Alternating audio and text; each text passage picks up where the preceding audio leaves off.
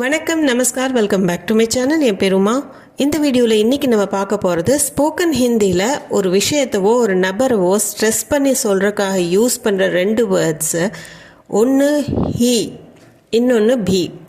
ஹீங்கிறது ஒன்லிங்கிற மீனிங்கில் வரும். இங்கிலீஷில் ஒன்லின்னு நம்ம எப்படி சொல்கிறோம் அந்த மாதிரி. அது தமிழில் பார்த்திங்கன்னா அது மட்டும், அதுதான், அது தானே அப்படிங்கிற மீனிங்கில் அர்த்தத்தில் யூஸ் பண்ணுவோம்.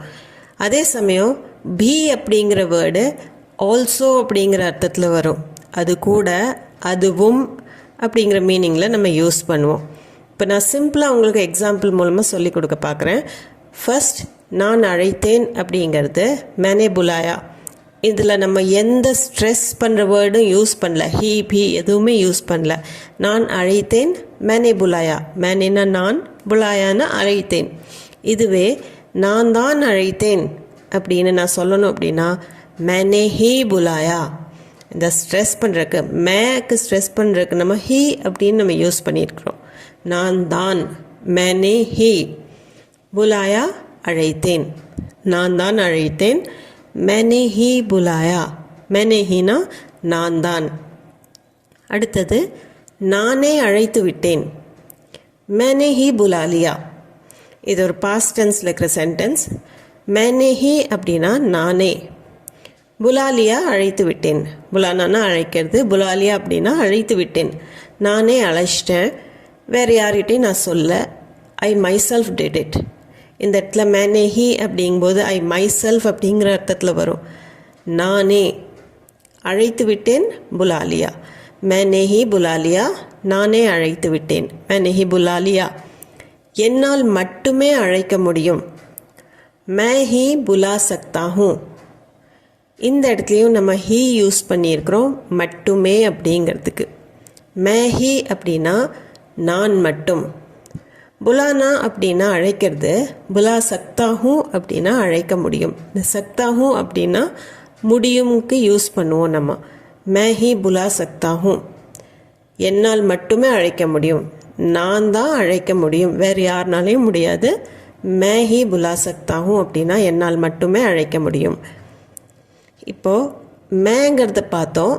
நீ கூட இது எப்படி ஒர்க் ஆகுது அப்படிங்கிறத பார்க்கலாம். நீ பாடு, தும் காவ். இது ரொம்ப சிம்பிளான சென்டென்ஸ். இதில் எந்த ஸ்ட்ரெஸ் பண்ணுற வேர்ட்ஸ் கிடையாது. நீ பாடு, தும் காவ். நீயே பாடு அப்படின்னு நீங்கிற வேர்ட் மேலே நம்ம ஸ்ட்ரெஸ் பண்ணுறக்கு தும் ஹீ காவ். தும் நீ, தும் ஹீ அப்படின்னா நீயே, காவோனா பாடு, நீயே பாடு.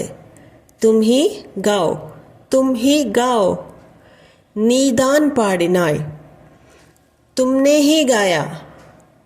தும்னேனா நீ, இது பாஸ்ட் டென்ஸ்ல இருக்கிறதுனால தும்னேன்னு வந்திருக்குது. தும்னே ஹீ நீதான், காயானா பாடின. தும்னே ஹீ காயா அப்படிங்கிறதுக்கு நீதான் பாடின, நீதான் பாடின. தும்னே ஹீ காயா, தும்னே ஹீ காயா. உன்னால் மட்டுமே பாட முடியும் இப்படிங்கிற வேர்டு, இந்த முடியும்னு வந்துச்சுனாலே சக்தா அப்படிங்கிற வேர்டை நம்ம யூஸ் பண்ணுவோம். உன்னால் மட்டும் அப்படிங்கிறதுக்கு தும் ஹீ.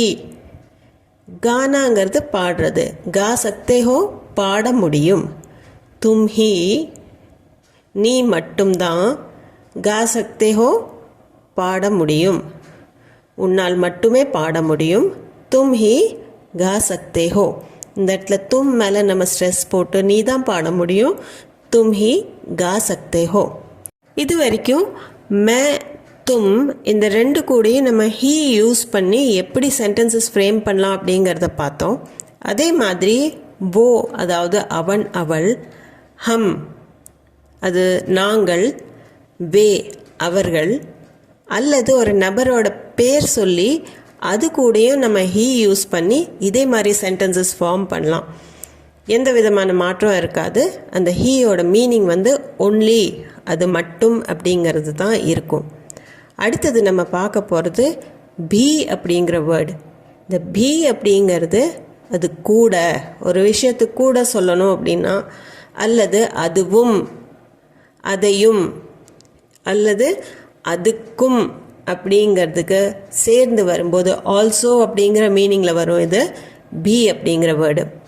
இது இப்படி சொல்கிறத விட சென்டென்சஸ் மூலமாக பார்க்கலாம். நான் சந்தைக்கும் போகணும். முझे बाजार भी जाना है. முझे அப்படின்னா எனக்கு. தமிழில் நான்னு வரும், ஆனால் ஹிந்தியில் பேசும்போது எனக்கு போகணும் அப்படிங்கிற அர்த்தத்தில் தான் சொல்ல முடியும். முझे எனக்கு, बाजार भी சந்தைக்கும், जाना है போகணும். मुझे बाजार भी जाना है. நான் சந்தைக்கும் போகணும். मुझे बाजार भी जाना है. இந்த இடத்துல बाजारக்கும் அப்படிங்கிறதுக்காக मुझे बाजार भी जाना है. நீயும் என்னுடன் வா. तुम भी मेरे साथ चलो. तुमனா நீ, तुम भी அப்படின்னா நீயும், you also, you too அப்படிங்கிற அர்த்தத்தில் தான் நம்ம சொல்லுவோம். तुम भी நீயும், मेरे साथனா என்னுடன், சலோன்னா வா. சல்னான்னா நடக்கிறதுங்கிற அர்த்தம். ஆனால் சாத் சலோ அப்படின்னா என் கூட வா அப்படிங்கிற அர்த்தத்தில் தான் நம்ம சொல்லுவோம். நீயும் என்னுடன் வா. தும் भी मेरे साथ चलो. தும் भी அப்படின்னா நீயும், मेरे साथ चलो என்னுடன் வா. தும் भी मेरे साथ चलो நீயும் என்னுடன் வா. மாமரத்துடன் வேப்ப மரத்தையும் நடு. आम के साथ नीम का पौधा भी लगाओ. ஆம்னா மாம்பழம், ஆம் கே சாத் அப்படின்னா மாமரத்துடன். நீம் கா பौधा, நீம் வேப்பம், நீம் கா पौधा அப்படின்னா வேப்ப மரம். भी लगाओ வேப்ப மரத்தையும், लगाना पौधा लगाना அப்படின்னா செடியை நடுறது. ஸோ ஆம் கே சாத் மாமரத்துடன், நீம் கா पौधा भी வேப்ப மரத்தையும், लगाओ நடு. ஸோ இந்த இடத்துல மாமரத்தை நடுறோம், அது கூடவே நீம் அதாவது வேப்ப மரத்தையும் அப்படின்னு சொல்கிறதுக்கு நீம் கா पौधा भी लगाओ அதையும் வை. ஆம் கே சாத் நீம் கா पौधा भी लगाओ. ராமும் ஷாமுடன் செல்வான். ராம் भी ஷாம் கே சாத் जाएगा. ராம் भी அப்படின்னா ராமும், ஷாம் கே சாத் ஷாமுடன், ஜாயேகானா செல்வான். இந்த ஏகால முடியறதெல்லாம் ஃப்யூச்சர் டென்ஸை குறிக்குது, செல்வான் அப்படின்னு சொல்கிறதுக்கு. ராம் भी இந்த இடத்துல ஒரு நபரோட பேர் சொல்லி நம்ம அது கூட भी சேர்த்திருக்கிறோம். ராம் भी அப்படின்னா ராமும், ஷாம் கே சாத் ஷாமுடன், ஜாயேகா செல்வான். ராமும் ஷாமுடன் செல்வான் அப்படிங்கிறதுக்கு ராம் भी ஷாம் கே சாத் ஜாயேகா. கீதாவும் இந்த வேலையை செய்துள்ளார். கீதா ने भी ये काम किया है. கீதா ने भी அப்படின்னா கீதாவும், ये काम இந்த வேலையை, காம்னா வேலை, ये कामனா இந்த வேலை. काम करना அப்படின்னா வேலை செய்யறது, काम किया है அப்படின்னா செய்துள்ளார். இது பாஸ்ட் டென்ஸில் இருக்கிறதுனால काम किया அப்படின்னு மாறிடும். கீதா ने भी ये काम किया है. கீதாவும் இந்த வேலையை செய்துள்ளார். கீதா ने भी ये काम किया है. இந்த இடத்துல கீதா ने भी அப்படிங்கிறதுக்கு கீதாவும் அப்படிங்கிற அர்த்தம் வரும். கீதா ने भी ये काम किया है. நானும் நலம், என் அப்பாவும் நலம். मैं भी ठीक हूँ, पापा भी ठीक है. मैं நான், मैं भी அப்படின்னா நானும், ठीक हूँ நலமாக இருக்கிறேன். ठीकனா சரின்னு அர்த்தம். मैं ठीक हूँ அப்படின்னா நான் நலமாக இருக்கிறேன் அப்படிங்கிற அர்த்தம் வரும். मैं भी ठीक हूँ நானும் நலமாக இருக்கிறேன். பாப்பானா நார்த் இந்தியாவில் அப்பாவை பாப்பான்னு தான் கூப்பிடுவாங்க. பாப்பா भी அப்பாவும், ठीक है நலமாக உள்ளார். ஸோ मैं भी ठीक हूँ, पापा भी ठीक है. இந்த இடத்துல ரெண்டு சென்டென்ஸ் இருக்குது, ரெண்டுலேயுமே நான் भी யூஸ் பண்ணியிருக்கிறேன். ஸோ நானும் நலம், அப்பாவும் நலம். मैं भी ठीक हूँ, पापा भी ठीक है. வெயிலும் அடிக்குது, மழையும் பெய்கிறது. धूप भी है, बारिश भी हो रही है. धूपना வெயில், धूप भी है அப்படின்னா வெயில் அடிக்குது. நம்ம தமிழில் வெயில் அடிக்குதுன்னு சொல்லுவோம், ஆனால் ஹிந்தியில் धूप है அப்படின்னு சொன்னாலே போதும். धूप भी அப்படின்னா வெயிலும், धूप भी है வெயிலும் அடிக்குது.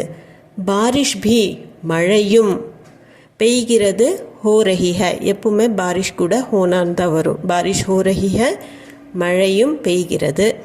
बारिश भी हो रही है धूप भी है बारिश भी हो रही है. பெரியவர்களுக்கும் உணவு கொடுங்கள்.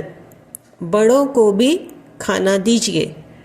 बड़े அப்படின்னா பெரியவங்க. बड़ों को भी பெரியவர்களுக்கும். இப்போ बड़ों को भी बड़ों भी அப்படின்னு வராது. बड़ों को भी அவர்களுக்கும் அப்படின்னு சொல்கிறதுக்கு बड़ों को भी खाना दीजिए உணவு கொடுங்கள். खानाனா உணவு, दीजिए அப்படின்னா மரியாதையாக சொல்கிறதுக்கு கொடுங்கள்னு அர்த்தம். தேனானா கொடுக்கறது, दीजिए கொடுங்கள். பெரியவர்களுக்கும் உணவு கொடுங்கள். बड़ों को भी खाना दीजिए. बड़ों को भी खाना दीजिए. நானும் கிளம்புகிறேன். मैं भी चलता हूँ. मैं ना நான், मैं भी நானும், चलता हूँ கிளம்புறேன். எல்லாரும் போயிட்டாங்க, இப்போ நானும் கிளம்புறேன் அப்படிங்கிற அர்த்தத்தில் தான் இது வரும். நானும் கிளம்புறேன். இப்போ நானும் அப்படின்னு நான் என் மேலேயே ஸ்ட்ரெஸ் பண்ணிக்கிறேன். நானுமே நான் கூட இன்னி கிளம்புறேன். So I also want to go இல்லை ஐ ஆல்சோ ஐம் லீவிங் அப்படிங்கிற அர்த்தத்தில் தான் வரும். மே भी चलता हूँ இந்த இடத்துல பீங்கிறது ஆல்சோங்கிற அர்த்தத்தில் தான் வருது. நானும் கிளம்புகிறேன். மே भी चलता हूँ. இந்த வீடியோ உங்களுக்கு யூஸ்ஃபுல்லாக இருந்திருக்கும்னு நம்புகிறேன். இது சம்மந்தமான டவுட்ஸ், குவெஷன்ஸ், உங்கள் ஃபீட்பேக் எதுவாக இருந்தாலும் கமெண்ட் செக்ஷனில் கமெண்ட் பண்ணி சொல்லுங்கள். அது போக நம்ம சேனலுக்கு புதுசாக இருந்தீங்கன்னா சேனலை மறக்காமல் சப்ஸ்கிரைப் பண்ணிக்கோங்க. வீடியோ பிடிச்சிருந்தா லைக் பண்ணிவிட்டு ஹைப் பாயிண்ட்ஸ் கொடுத்துட்டு உங்கள் ஃபேமிலி அண்ட் ஃப்ரெண்ட்ஸ் சர்க்கிளில் யாராச்சும் ஹிந்தி கற்றுக்கணும்னு இருந்ததுன்னா கண்டிப்பாக இந்த வீடியோவை ஷேர் பண்ணிக்கோங்க. நான் மீண்டும் ஒரு வீடியோவில் உங்களை சந்திக்கிறேன். தேங்க்யூ ஃபார் வாட்சிங்.